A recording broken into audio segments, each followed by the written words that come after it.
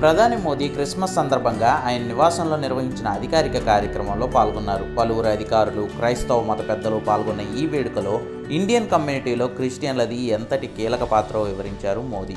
ఇదే సందర్భంలో ఈ ప్రోగ్రాంలో కొంతమంది స్టూడెంట్స్ మ్యూజికల్ ఈవెంట్ని నిర్వహించారు. వాళ్ళ పాటలకు, ఆర్కెస్ట్రాకు ముగ్ధుడైన ప్రధాని మోదీ వాళ్లతో ప్రత్యేకంగా మాట్లాడారు. మాటల సందర్భంలో ఎప్పుడైనా ప్రధాని నివాసాన్ని లోపల నుంచి చూశారా అని మోదీ అడగ్గా లేదు అని స్టూడెంట్స్ సమాధానం చెప్పారు.